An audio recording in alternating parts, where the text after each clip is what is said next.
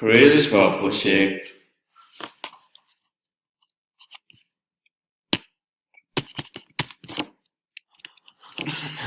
Ja, først så vil jeg gerne fortælle lidt om, hvordan CRISPR det fungerer. CRISPR det er så en del af en helt normal bakteriel forsvarsmekanisme, hvor bakterien de bruger det her CRISPR, eller Cas9, som det også bliver kaldt, til at genkende og klippe i genetiske fremmedlegemer. Det kan for eksempel være fra en virus, der smitter ind i de her bakterier, og så Cas9 det bliver også kaldt den her genetiske saks, fordi den netop kan klippe de her stykker DNA af, som man ikke ønsker i generne. Cas9 skal da jo have besked på, hvor den skal klippe, for den går i gang, hvilket man finder ud af ved hjælp af en RNA-sekvens til at genkende, hvorhen der skal klippes i DNA'et. Man kan derfor bruge Cas9 til at klippe et sygdomsgen af et stykke DNA. Derefter bruger man et bindeled, som hedder tracer-RNA, der binder cRNA og Cas9, før den komplementerer med cRNA i den ende og binder til Cas9. Det skal lige siges, det var Isabelles noter. Ja. Hvis man ser på, hvilke sygdomme, der kan redigeres ved hjælp af CRISPR, så er det generelt sygdomme, der er mange forskellige sygdomme, men for eksempel nogle, der har med lever, hjerne eller nyre at gøre. Men man kan også redigere sådan noget som den blodcelle, der var i dokumentaren, som var sejlcelleanemi, hvor det bare var et enkelt led i DNA-ringen, der skulle ændres.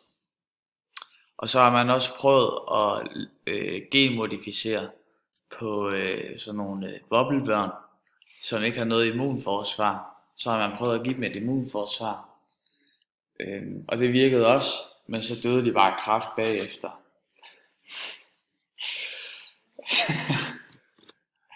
Så er der også forskel på, om man vil redigere i somatiske celler med genterapi, eller redigere i kønsceller og i embryozymer. For hvis man redigerer i kønsceller, så er det ligesom hele kroppen, noget med hele kroppen, man kan ændre, for eksempel immunforsvaret. Hvorimod ved genterapi, så er det mere et specifikt sted i kroppen, du kan gå ind. For eksempel, ja, altså et øje eller noget i den stil. Der er også nogle ulemper ved, hvis du laver genmodificering på kønsceller, og der så sker en fejl, så vil barnet jo ligesom have den her fejl, men så vil genet, altså fejlgenet, ligesom også blive bragt videre i generationerne. Så derfor så er man ikke så vild med at lave det på kønsceller. Ja. Så skulle vi snakke lidt om, hvor veludviklet den her CRISPR-teknik den var til brug på mennesker, og risikerer man at lave fejl. Og så set i forhold til de tidligere teknikker, der har været til genmodificering, så er CRISPR en del mere veludviklet og sikker. Men dog har man sådan hidtil set, at CRISPR-genet sætter sig på de forkerte celler og gener i menneskekroppen, og derfor har man indtil videre kun kunne redigere uden for selve menneskekroppen, ved at sådan tage en celle ud og så putte den tilbage ind i kroppen. Samtidig er CRISPR-teknikken rimelig simpel, hvilket gør CRISPR meget udbredt og let tilgængelig, hvilket også kan være en risiko på CRISPR i fremtiden, fordi man måske kommer til at se, at mange mennesker ligesom med plastikkirurgi gerne vil have lavet det her genterapi, for ligesom at blive bedre side af sig selv. Ja, og så er der også visse udfordringer ved CRISPR, blandt andet som Jonas var inde på, så hvis det er i kønsceller, så kan det nedarves igennem generationer. Hvis nu der for eksempel kommer et fejlgen, så kommende generationer kommer til at få det samme fejlgen i kroppen. Og generelt så, hvis vi skulle komme med vores egen holdning, så synes vi, at det virker i sin helhed som en god idé, at man kunne helbrede og forhindre genetiske sygdomme, for eksempel ham drengen med sejlcelleanemi. Men vi er da også lidt skeptiske og kritiske ved det med, at man kunne få ideen om designerbabyer, eller det med, at man kunne skabe elitesoldater, der ikke kan føle smerte eller ikke vil opleve smerte under tortur. Det virker lidt voldsomt og lidt skræmmende.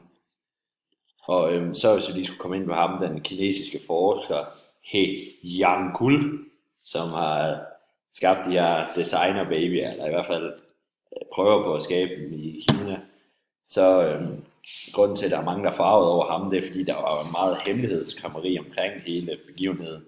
Og forskningsresultaterne er slet ikke blevet bragt i noget anerkendt tidsskrift, eller set på en neutral videnskabsmand, så der er et stort spørgsmålstegn over for ham, men man troede dog, at han havde ret, fordi han har studeret på store universiteter, som Stanford, og ham er Rasmus O. Bach i artiklen, han nævner blandt andet, at det virker etisk uovervejet,